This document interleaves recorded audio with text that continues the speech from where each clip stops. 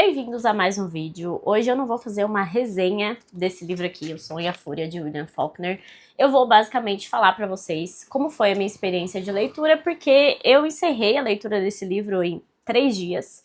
E eu tô pensando muitas coisas sobre ele ainda, e eu precisava muito compartilhar com vocês como foi a experiência de ler esse livro aqui.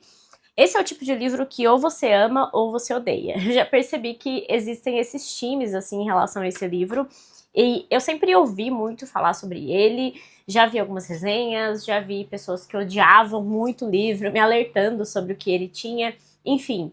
E eu não sabia exatamente o que esperar da minha experiência, e é por isso que eu tô aqui pra falar pra vocês o que foi.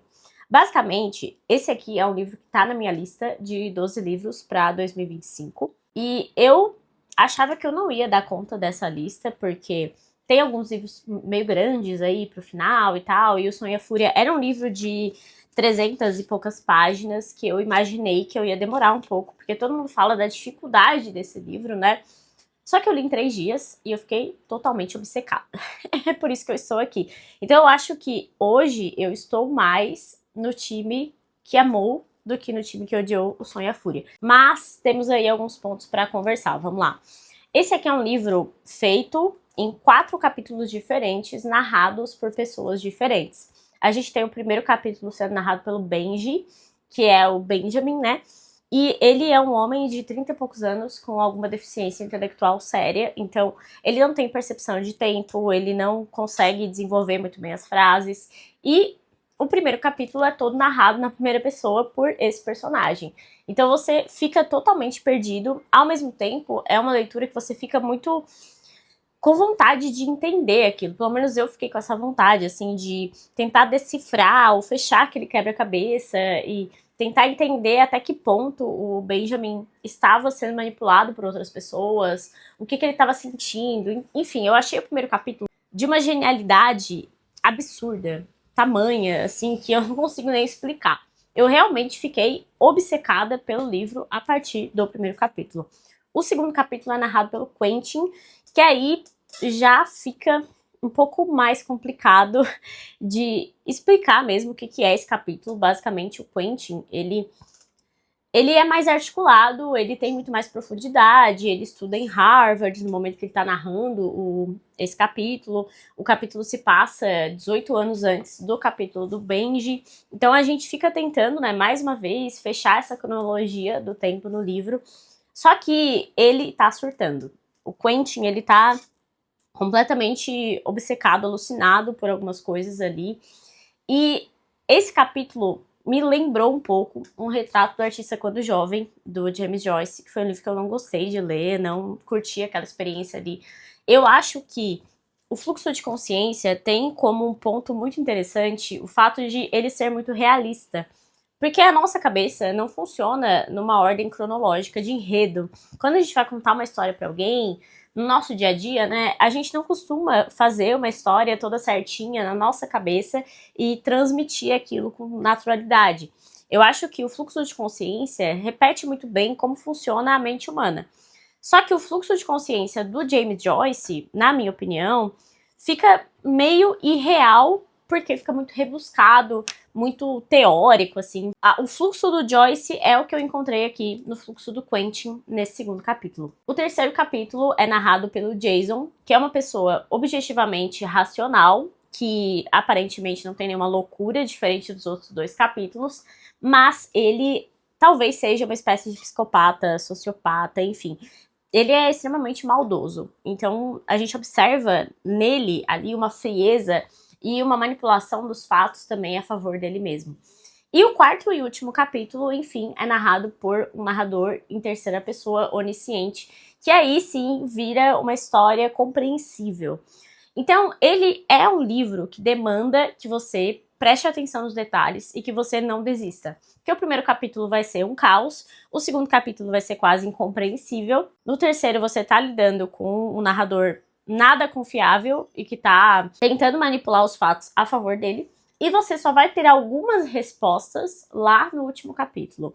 Muita coisa que acontece nesse livro não é explicado. A gente não tem respostas definitivas para muita coisa. isso não é algo que eu costume amar muito em livros, assim. Eu gosto de histórias que sim, têm os seus elementos e tenham inovações artísticas, digamos, mas cuja história tá ali, colocada para o leitor. E aqui não é exatamente isso que tem. Então, o meu principal ponto de não gostar tanto foi o segundo capítulo, o capítulo do Quentin, por esse fluxo de consciência que eu não curto tanto assim, mas, por outro lado, os outros capítulos me agradaram muito e eu fiquei obcecada por saber mais sobre a história dessa família. Basicamente, a gente acompanha, então, para falar sobre o enredo em si, a família Compson, que é uma família do sul dos Estados Unidos, naquele contexto pós-guerra civil americana, que o sul fica mais pobre, fica difícil para eles se desenvolverem por conta da escravidão, que foi abolida, e que eles tinham como mão de obra sempre os escravos, né? E era um sul agrário, um sul do campo. Então a gente observa ali que é uma família em decadência, também aí com os vestígios da Guerra Civil Americana, né? Essa família é composta, então, pela mãe, pela matriarca, que é a Carolyn. O pai é o Jason, então temos 2 Jasons aqui na história. A gente tem repetição de nome, o que é uma coisa que complica muito a nossa vida mesmo. E esse casal aqui tem uma série de filhos, então o Benji, que é esse homem que nasceu com uma deficiência, né? Então ele passa ali por situações horríveis. Tem uma situação específica que aconteceu com ele, que a gente fica sabendo só no 3º capítulo, que é tenebrosa, mas enfim. Eles também tiveram o Jason, o Quentin, mas eles têm uma filha que é a Cad. E a Cad, o próprio Faulkner dizia que era a personagem principal aqui do livro, apesar de a gente não ter a voz dela em nenhum momento, né? Enquanto narradora, a gente não tem a versão dela. Mas a Cad é o polo que une todos esses personagens. Além desses filhos, a gente tem os personagens que são os ex-escravos, os que vivem ali, né, os negros que vivem ali naquela residência porque eram escravos. Enfim, não fica bem claro qual que é a situação atual deles, mas, né, a partir do momento da Guerra Civil Americana, do fim da Guerra Civil, eles são livres. Então tem também esse conflito mesmo, né, de classes, de raças e de tudo que está acontecendo ali naquele contexto americano. E o Faulkner está numa literatura que é uma literatura gótica americana, uma literatura que mostra geralmente coisas até sobrenaturais e tem o aspecto da decadência. Então essa ideia toda de decadência que envolve a casa, que envolve o clima, até me lembrou um pouco a escrita do Lúcio Cardoso, apesar de ser um livro totalmente diferente, A Crônica da Casa Assassinada, mas essa ideia mesmo do gótico que está presente aí em alguns escritores, como é o caso mesmo do Lúcio Cardoso. Tem uma outra personagem que é importante aqui, que é a outra Quentin, porque nós temos, mais uma vez, né, 2 Jasons, 2 Quentins, sendo que um Quentin é o irmão desses outros, irmão da Cad também, e a Quentin é a filha da Cad. Então, como é uma história que não é cronológica e que traz aí personagens meio que pipocando, assim, no livro, é uma narrativa totalmente confusa e que fica muito difícil da gente estabelecer mesmo o que realmente aconteceu, o que é invenção, o que é manipulação. Então, tudo isso mostra como o próprio Faulkner chegou num nível, assim, de erudição e de fechar aqui um livro que parece um quebra-cabeça, que é algo muito impressionante. Eu acho que o grande ponto desses livros modernos é que geralmente eles focam mais na forma do que no conteúdo. Esse é um problema que tem em Grande Sertão Veredas, por exemplo, que afasta pessoas do modernismo, que afasta pessoas dessas obras mais modernas e que rompem com tradições, é porque às vezes o foco é tão grande na forma e você quer fazer uma manipulação de linguagem e fazer algo totalmente diferente, você esquece do enredo em si. Não tô falando que O Grande Sertão Veredas é um livro ruim, muito pelo contrário, eu gostei muito do livro, já falei algumas vezes aqui, mas quando a pessoa quer apenas uma história e ela não quer estudar literatura, ela não quer saber qual foi a diferença aí de um estilo literário para o outro, ela vai se deparar com esse tipo de livro e vai se afastar. Porque esse é um livro que talvez não te entregue tanto do enredo e você...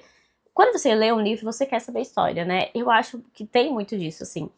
Então, a grande questão em O Som e a Fúria, que eu acho que eleva ele a um livro mais genial do modernismo, é que o enredo é muito bom. Você quer saber o que aconteceu ali, você quer entender o que esses personagens estão vivendo, qual que é o contexto deles, quais são os traumas deles, que são muitos.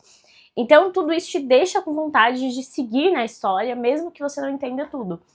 E foi exatamente essa minha sensação com o Sonho e a Fúria, que eu queria mais compartilhar com vocês mesmo, porque mesmo não entendendo, mesmo perdida no que estava acontecendo, e mesmo desgostando um pouco do capítulo do Quentin, eu não conseguia largar o livro, justamente porque a história, ela é interessante, ela é envolvente.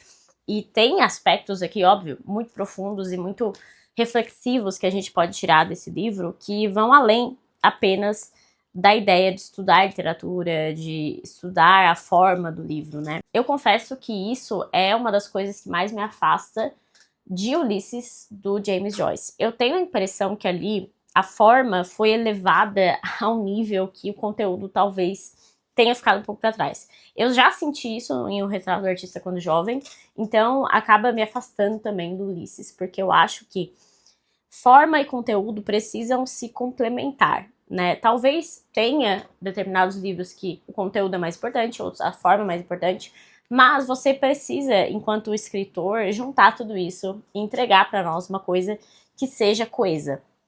Foi isso que eu senti com O Sonho e a Fúria, por isso que eu gostei dessa leitura, por isso que eu fiquei muito impressionada com essa experiência de leitura e queria compartilhar mesmo essa experiência com vocês, porque foi isso que eu senti. Ele entregou um enredo muito bom, uma história envolvente, e no último capítulo Faulkner mostra também, especialmente, que ele sabe muito bem narrar uma história de um jeito tradicional, mas ele escolheu e fez muito bem um livro que é um quebra-cabeça. Essa foi uma escolha dele. Isso mostra realmente, né, que a ideia era brincar com a forma literária, mas, ao mesmo tempo, tem esse enredo que é extremamente interessante. Como eu falei pra vocês, essa é uma impressão, assim, muito imediata da minha leitura. Eu acabei de terminar esse livro e eu queria muito colocar em palavras o que eu senti lendo ele, assim.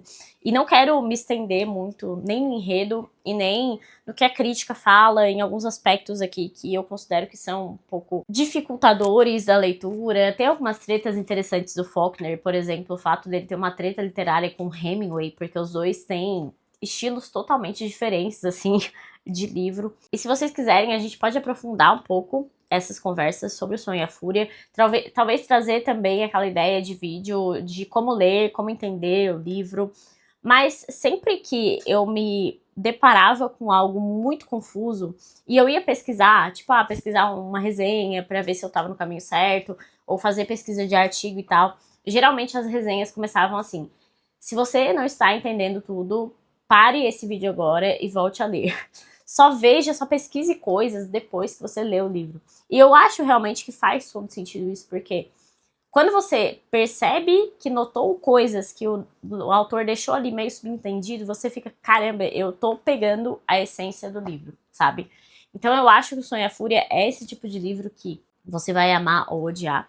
Geralmente quem vai amar é porque já gosta de estudar forma literária, de pesquisar estilos diferentes de leitura ou de entender mesmo quais foram as inovações que o tempo foi trazendo com a literatura. E quem não gosta é porque quer uma história bem contada e só. E assim, não acho que seja um problema. Eu acho que a gente precisa sempre delimitar um objetivo quando vai ler um livro. Eu quero ler um livro agora porque eu só quero descansar a mente e me distrair com alguma coisa. Ou eu quero ler esse livro porque a literatura é um objeto de estudo para mim, é um objeto de pesquisa, é algo que eu quero me aprofundar, enfim. A gente sempre pode delimitar objetivos com cada leitura.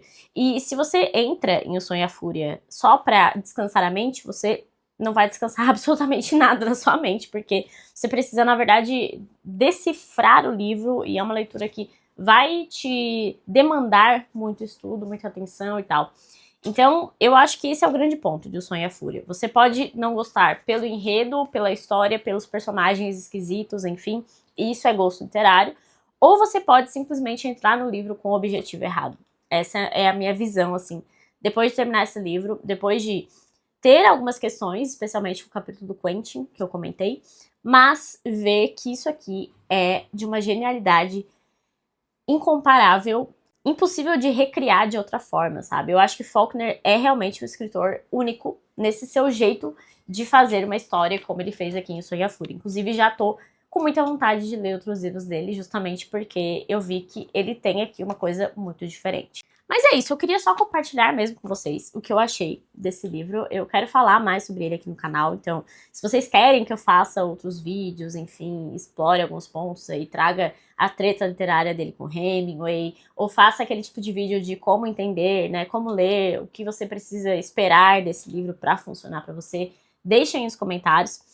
Eu até já comentei com os membros, né, mas aqui a frequência dos vídeos tem diminuído um pouco justamente porque eu tô de mudança, então eu tô gravando em meio ao caos. Por isso que não dá pra gente se aprofundar tanto nesse momento, mas em dezembro tudo estará normalizado e eu quero trazer muito mais conteúdo aí pra vocês, inclusive sobre O Som e a Fúria. Contem também se vocês já leram esse livro, se vocês gostaram, qual foi a experiência. Vamos compartilhar aí as experiências com esse livro doido e muito bom também. É isso, em breve falaremos mais ainda sobre O Som e a Fúria, mas essa é a minha impressão inicial. Terminei o livro ontem e vim aqui despejar para vocês o que eu senti e o que eu achei dessa leitura. Espero que vocês tenham gostado de acompanhar. Em breve teremos mais conteúdos aqui no canal. Então deixe a sua curtida, inscreva-se no canal para acompanhar o que vem aí pela frente e até o próximo vídeo.